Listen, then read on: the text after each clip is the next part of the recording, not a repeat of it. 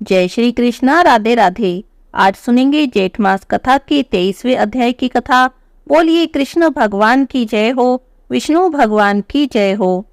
पिछले अध्याय की कथा में हमने सुना था कि एकादशी व्रत का पालन करने के कारण सभी मनुष्य वैकुंठ धाम में जा रहे थे और यमपुरी में कोई भी नहीं जा रहा था।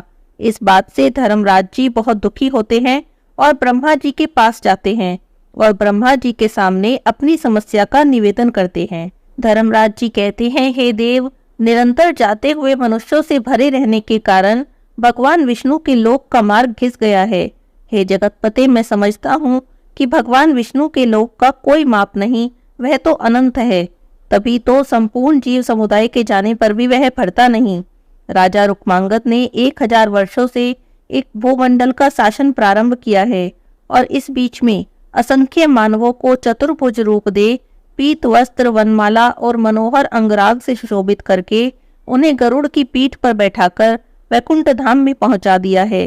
हे देवेश, लक्ष्मीपति का प्रिय भक्त रुक्मांगद यदि पृथ्वी पर रह जाएगा तो वह संपूर्ण लोक को भगवान विष्णु के धाम में पहुंचा देगा।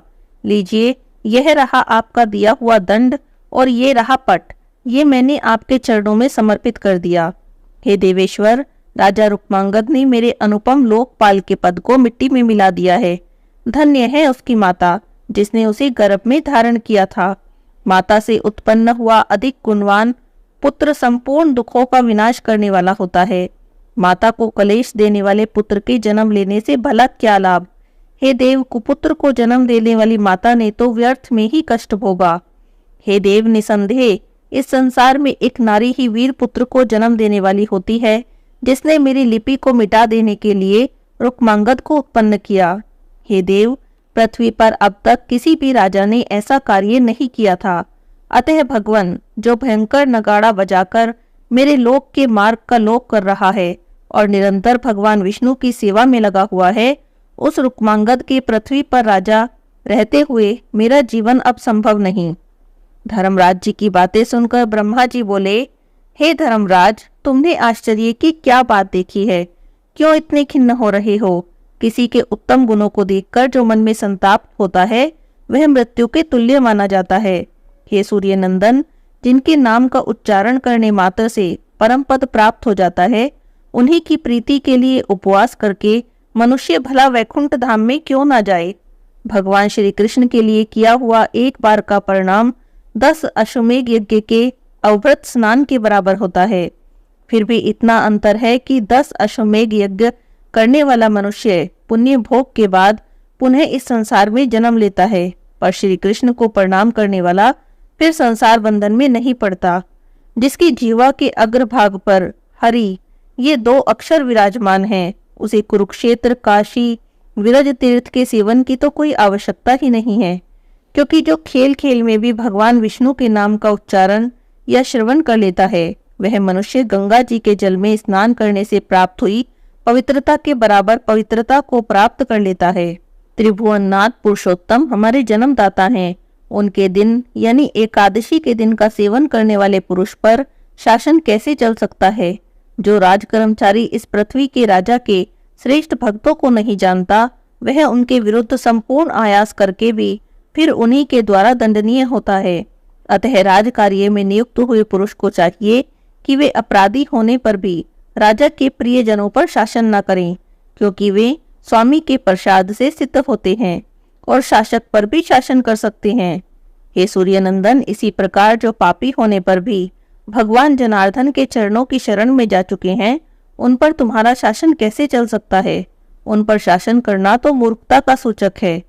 हे धर्मराज, यदि भगवान शिव के, भगवान सूर्य के अथवा मेरे भक्तों से तुम्हारा विवाद हो तो मैं तुम्हारी कुछ सहायता कर सकता हूँ, परंतु भास्कर नंदन, विष्णु भक्तों के साथ सामना होने पर मैं कोई सहायता नहीं कर सकूंगा, क्योंकि भगवान पुरुषोत्तम तो देवों के भी देव हैं। भगवान मधुसूदन के भक्तों को दंड देना कदापि संभव नहीं। जिन्होंने किसी भी बहाने से दोनों पक्षों की एकादशी संयुक्त द्वादशी का सेवन किया है, उनके द्वारा यदि तुम्हारा अपमान भी हुआ है तो भी मैं तुम्हारी सहायता नहीं कर सकता। तब यमराज जी बोले, हे तात, वेद जिनके चरण हैं, उन्हीं भगवान को नमस्कार करने में सबका हित है, इस बात को मैंने भी समझा है। हे जगतपते, जब तक राजा रुक्मांगद पृथ्वी का शासन करता है तब तक मेरा चित्त शांत नहीं रह सकता। हे देवेश, यदि एकमात्र रुक्मांद को ही आप एकादशी के दिन धैर्य से विचलित कर दें तो मैं आपका दास बनकर रहूंगा। हे देव, उसने मेरे पट का लेख मिटा दिया। आज से जो मानव देवताओं के स्वामी भगवान विष्णु का स्मरण करेगा, सत्वन करेगा, उनके लिए उपवास करेगा, उन पर मैं कोई शासन नहीं करूंगा। जो मनुष्य किसी दूसरे के व्याज से भी सहसा हरि नाम का उच्चारण कर लेगा, वो माता के गर्भ से छुटकारा पालेगा। वे चतुर मानव मेरे पट के लेख में नहीं आते और देव समुदाय भी उन्हें नमस्कार करते हैं। स्कंद जी कहते हैं, हे ऋषियों, तब धर्मराज जी के कार्य उनके सम्मान की रक्षा के लिए और राजा रुक्मांगद का गौरव बढ़ाने के लिए भी देवेश्वर ब्रह्मा जी ने कुछ देर तक विचार किया। संपूर्ण प्राणियों से विभूषित भगवान ब्रह्मा जी ने कुछ क्षण चिंतन करने के बाद संपूर्ण लोक को मोह में डालने वाली एक नारी को उत्पन्न किया। ब्रह्मा जी के मन से निर्मित हुई वह देवी संसार की सब सुंदरियों में श्रेष्ठ और प्रकाशमान थी। संपूर्ण आभूषणों से विभूषित होकर उनके आगे खड़ी थी।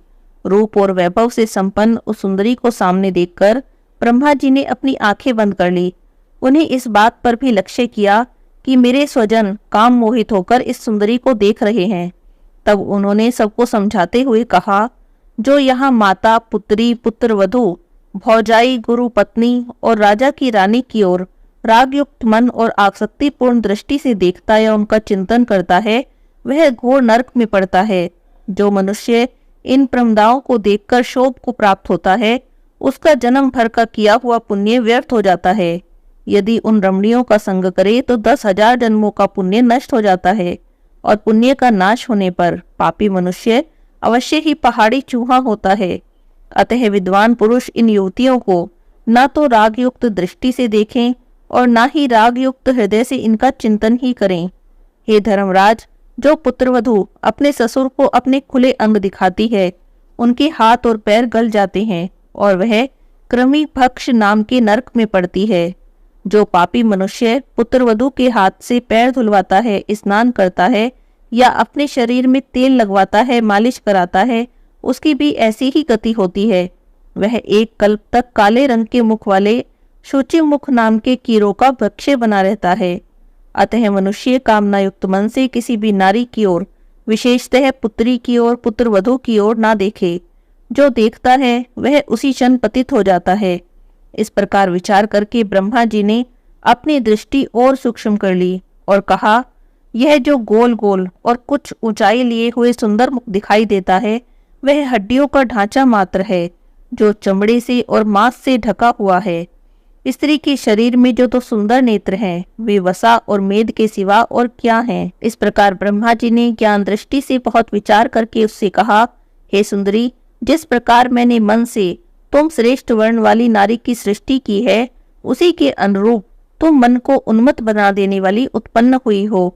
तब उस नारी ने चतुर्मुख ब्रह्मा जी को प्रणाम किया और कहा, हे नाथ, देखिए, योगियों सहित समस्त चराचर जगत मेरे रूप से मोहित हो गया है।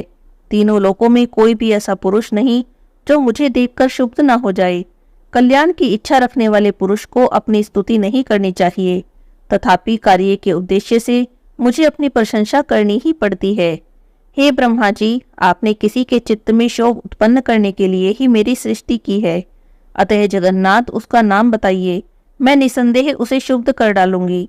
हे देव, पृथ्वी पर मुझे देखकर पहाड़ भी मोहित हो जाएगा, फिर सांस लेने वाले जंगम प्राणी का तो कहना ही क्या है। इसीलिए पुराणों में नारी की ओर देखना, उसके रूप की चर्चा करना मनुष्यों के लिए उन्मादकारी बताया गया है। इस तरह का कार्य कठिन से कठिन व्रत का भी नाश करने वाला होता है। मनुष्य तभी तक सत्मार्ग पर चलता है जब तक अपनी इंद्रियों को काबू में रखता है, तभी तक दूसरे से लज्जा करता है, तभी तक विनय का आश्रय लेता है, जब तक कि धैर्य को छीन लेने वाले युवती की नीली आंख वाले नेत्र रूपी बाण हृदय में गहरी चोट नहीं पहुंचाते। हे नाथ, मदिरा को तो जब मनुष्य पी लेता है तब वह चतुर पुरुष के मन में मोह उत्पन्न करती है, परंतु युवती नारी तो दूर से देखने पर या स्मरण करने पर ही मोह में डालती है। अतः उसे तो शास्त्रों में मदिरा से भी पढ़कर बताया गया है। ब्रह्मा जी बोले, हे देवी, तुम ठीक कहती हो। तुम्हारे लिए तीनों लोकों में कुछ भी असाध्य नहीं। ऐसी शक्ति रखने वाली तुम संपूर्ण लोगों के चित्त का हरण क्यों नहीं करोगी? यह सत्य है कि तुम्हारा रूप सबको मोहित कर लेने वाला है। मैंने जिस उद्देश्य से तुम्हारी सृष्टि की है, अब जाकर उसे सिद्ध करो। हे शुभे, वैदिश नगर में रुक्मांगद नाम से प्रसिद्ध एक राजा है। उनकी पत्नी का नाम संध्यावली है, जो रूप में तुम्हारे ही समान है। उसके गर्भ से राजकुमार धर्मांगद का जन्म हुआ, जो पिता से भी अधिक प्रतापी है। उसमें 1,00,000 हाथी का बल है और प्रताप में तो वह सूर्य के समान है। क्षमा में पृथ्वी के समान और गंभीरता में समुद्र के समान है। तेज में अग्नि के समान प्रज्वलित होता है। त्याग में राजा बलि के समान है और गति में वायु के समान। सौम्यता में चंद्रमा के समान और रूप में कामदेव के समान है। राजकुमार धर्मांगद नीति में बृहस्पति और शुक्राचार्य को भी परास्त करता है। हे वरानने, पिता ने केवल एक रूप में समस्त जम्बू द्वीप का भोग किया, किंतु धर्मांगद ने अन्य द्वीपों पर भी अधिकार प्राप्त कर लिया। उसने माता पिता के संकोचवश अभी तक स्त्री सुख का अनुभव नहीं किया। हजारों राजकुमारियां उसकी पत्नी होने के लिए स्वयं आई, किंतु उसने सबको त्याग दिया। वह घर में रहकर कभी पिता की आज्ञा से विचलित नहीं होता। हे देवी, धर्मांगद की 300 माताएं हैं और वे सब के सब सोने के महल में रहती हैं। राजकुमार सबके प्रति समान रूप से पूज्य दृष्टि रखता है। रुक्मांगद के जीवन में धर्म की प्रधानता है। वे पुत्र रत्न से संपन्न हैं। हे मोहिनी, तुम उत्तम मंद्राचल पर्वत पर उन्हीं राजा के पास जाओ और जाकर उन्हें मोहित करो। हे सुंदरी, तुमने इस संपूर्ण जगत को मोहित कर लिया है। अतः देवी, तुम्हारे इस गुण के अनुरूप तुम्हारा नाम मोहिनी होगा। ब्रह्मा जी के ऐसा कहने पर मोहिनी ब्रह्मा जी को प्रणाम करके मंद्राचल की ओर चल दी। तीसरे मुहूर्त में यानी 5वीं घड़ी में वह पर्वत के शिखर पर जा पहुंची। मंद्राचल वह पर्वत है जिसे पूर्व काल में भगवान विष्णु ने कच्छप रूप से अपनी पीठ पर धारण किया और देवता और दानवों ने जिसके द्वारा क्षीर सागर का मंथन किया।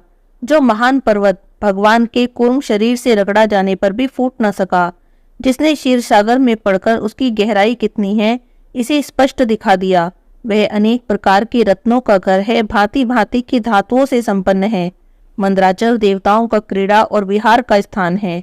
तपस्वी मुनि की तपस्या का प्रमुख साधन है। उसका मूल भाग 11,000 योजन तक नीचे गया है और इतना ही उसका विस्तार है। ऊंचाई में भी यही नाप है। वह स्वर्ण में है और रतन शिखर से पृथ्वी और आकाश को प्रकाशित कर रहा है। मोहिनी उस मंद्राचल पर पहुंची। उसके अंगों की प्रभा स्वर्ण के समान थी। वह स्वयं अपनी कांति से पर्वत के तेज को बढ़ा रही थी। वह राजा रुक्मांगद से मिलने की इच्छा रखकर पर्वत की एक विशाल शिखा पर जा पहुंची, जिसका विस्तार 7 योजन तक था। वह दिव्य शिला नीली कांति से सुशोभित थी। उस शिला पर वज्र में शिवलिंग स्थापित था, जिसकी ऊंचाई 10 हाथ की थी। मोहिनी ने उस शिवलिंग के समीप ही उत्तम संगीत प्रारंभ किया। वीणा की झनकार और ताल स्वर से युक्त वह श्रेष्ठ गीत मानसिक क्लेश को दूर करने वाला था। वह सुंदरी शिवलिंग के बहुत पास बैठकर गांधार स्वर में गा रही थी। उसका वह गान काम वेदना को बढ़ाने वाला था। उसके संगीत के प्रारंभ होने पर स्थावर जीवों की उसमें स्पृहा हो गई। देवताओं और दैत्य के समाज में भी कभी वैसा मोहक संगीत नहीं हुआ। मोहिनी के मुख से निकला हुआ वह गान चित्त को मोह लेने वाला था। अब आगे क्या हुआ हम अगले अध्याय की कथा में सुनेंगे। आज के अध्याय की कथा यहीं पर समाप्त होती है। बोलिए कृष्ण भगवान की जय हो।